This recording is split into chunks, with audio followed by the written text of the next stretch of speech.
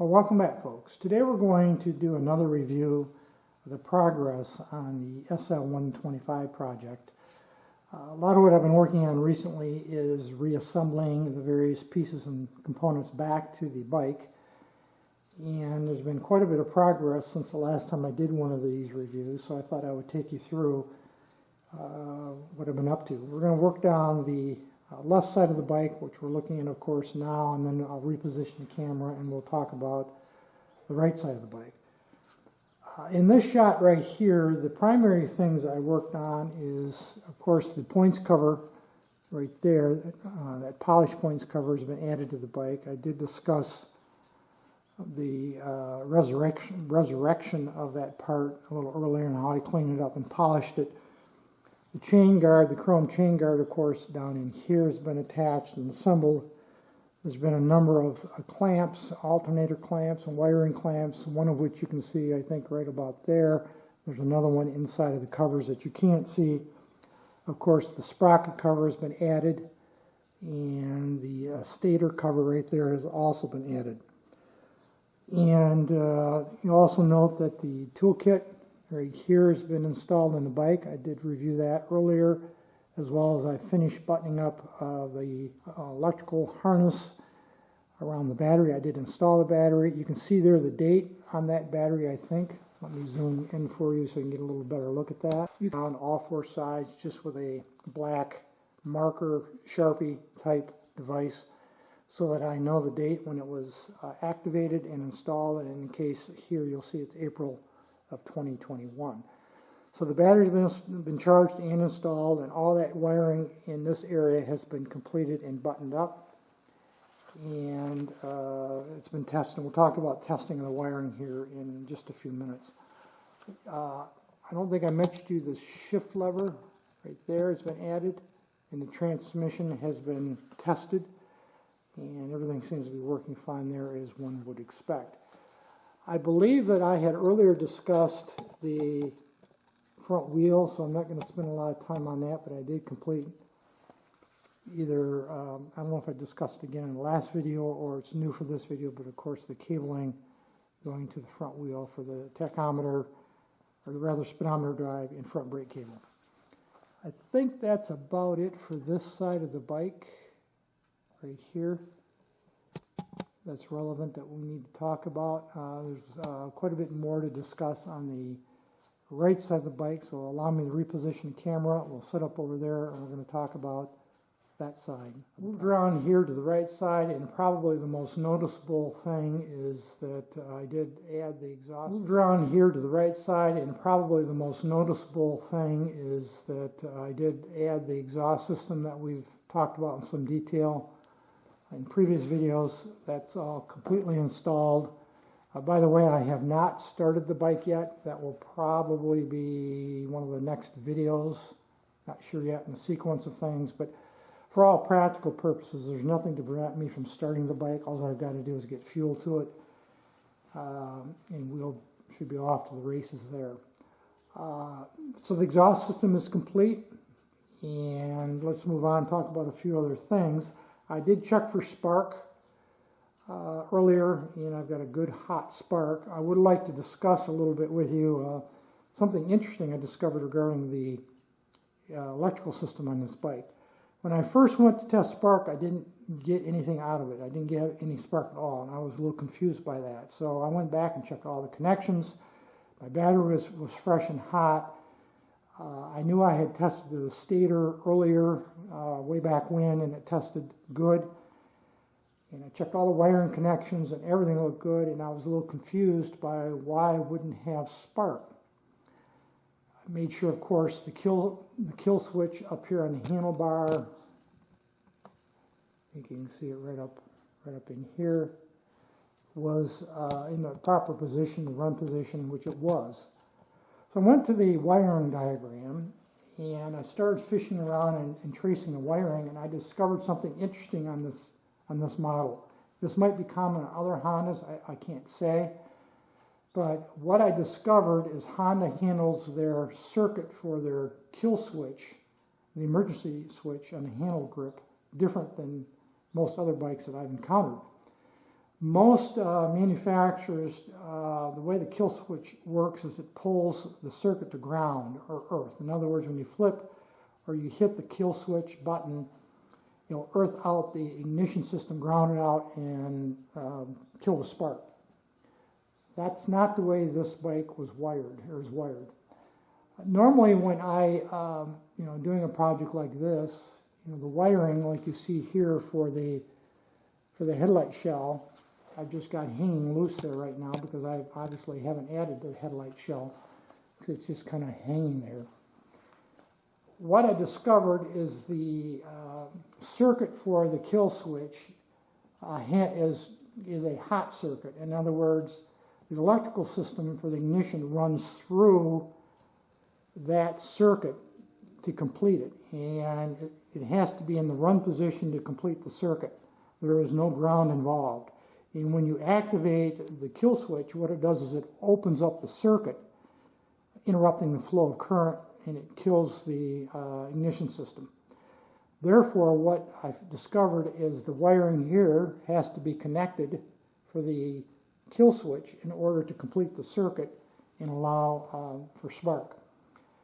There's no ground. It doesn't earth it out. It doesn't pull it to ground like a lot of other bikes will do up here in the control. So it took me about 15-20 minutes to figure that out, but I did eventually determine that's what I had to do is reconnect the kill switch wiring up in the vicinity of the headlight shell, and then I got spark right away. So that was a little bit of a learning for me there that really had never encountered before.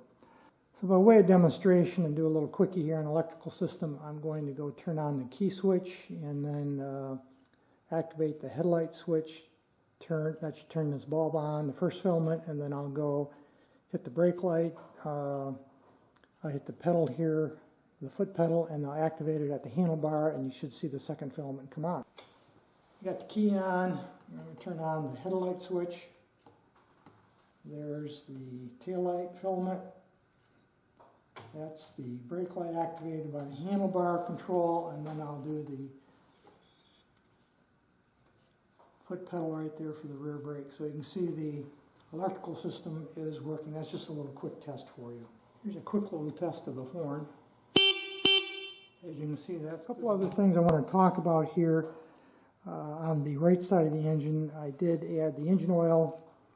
I use a good quality name brand 10W30 motor oil. I have no leaks at all, so that's good news, of course. It's oil tight. The Kickstarter has been added, and I've kicked it through several times to make sure there's no interference between the Kickstarter and the exhaust system, and that's all good. Of course, the right side engine cover was added some time ago. The tachometer cable has been added. You can see it right here, I think, going up to the tachometer. I'm not sure I got that routing just right there, so if anyone knows different than that, let me know. But I'm going to keep it in that position for now until probably get the bike running. Main thing is you got to keep that tach cable away from that exhaust system, otherwise it's going to melt. I did also add this label over here on the frame tube. I think you can see it right there. That's an exhaust warning label that Honda does still provide, by the way, so I added that recently. That is original, and you can still get those from Honda, by the way. And the clutch bracket that I talked about earlier, I don't know if you can see it, it's kind of back up down in, right in there somewhere. And I got all the clutch cable in and everything's mounted up, so that's all complete as well. So at this point, about the only thing I've got left to do is, like I said, test the engine, and it'll start, try to get it started. I got to add fuel to it, and other than that, I think we can get it started, and then of course finish the bodywork, the tins, the painting, in other words, and then mounting of the seat. I think I'll go get the seat, and I'll put that on the bike here for you in just a second so you can see what it looks like with the seat on before we wrap up this video. There you can see I've got the seat in place. It's not attached. This is a bolt-on seat. It is not a flip-up like many of the other brands have, and Honda eventually went to, and you see commonly today, that's mounted to the bike using hardware. So I just have it sitting in place right now. I can't permanently mount the seat, of course, until I get the fuel tank on, because the tank has to fit in place and then the seat fits up, you know, against it like that, which would be a little while yet before I get around to getting the fuel tank and the tins painted and installed. You will see or notice probably a little bit of a seam right there where the two different foams come together. That is the original foam that I reworked and cleaned up and then repadded using carpet pad. I could probably work that seam out a little bit, or that visual aesthetic, with a gentle application of a heat gun. But right now I'm not going to worry about that. We'll see later on when I get it out in the sun if that softens that vinyl up enough that those two foams meet right there. It will tend to disappear. Again, I think I could work it out if I want to put the effort into it, but I'm not going to worry about it right now. So that's a shot of the foam, or rather the seat. There is one other little thing I want to finish up with here, and then we'll put a wrap on this. A couple of other things I want to share with you regarding the battery and the wiring. I originally had these two green wires right here, these ground or earth wires attached to the negative post on the battery, and I eventually figured out that that was incorrect. And the way that came about is I started noticing that the horn and some of the other electrical components were working irregularly. Sometimes it worked, sometimes they wouldn't. So I went back to the wiring diagram and determined that one of these two green wires had to be attached to a ground on the frame and the other to the battery. And in fact, this spade terminal right here that's currently attached to the battery has an approximate 5 millimeter hole through it for a 5 millimeter fastener. And this one has a little larger 6 millimeter hole through it for a 6 millimeter fastener. So that told me that these were designed to go to different places, and again, the wiring diagram indicated one of them had to go to the frame or a ground. So what I did is, taking advantage of that 5 millimeter versus 6 millimeter hole size, determined that this one with the 5 millimeter hole goes to the battery post, because that's a 5 millimeter fastener right there, threaded fastener. And this 6 millimeter spade terminal right here, and again, these are both spade terminals. This one, due to the length of the wire, I determined likely either I had to go here or here.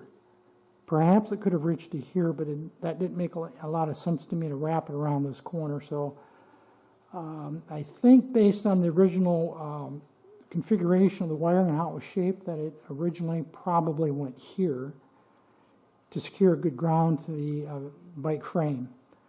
And there is a captured nut on, there's a strap right here that crosses over that's got a captured or welded nut on the back side that this 6 millimeter fastener goes through, and obviously captures the part of the canister for the air cleaner and goes right into that captured nut on the back side.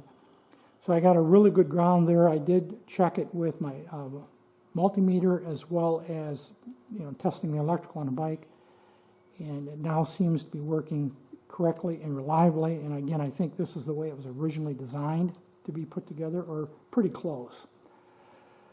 The other thing that I want to share with you is that this fuse block right here, I believe, is supposed to have a bracket that holds it somewhere in here. I'm not sure exactly where. The parts diagram does show a bracket, but I have not been able to find it yet, so I'll keep looking for that.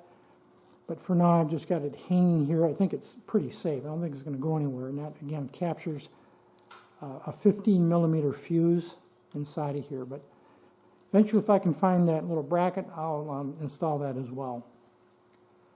I think that's going to be it for this video today, folks. Any issues, questions, thoughts, drop me a note. Otherwise, as usual, thanks for watching.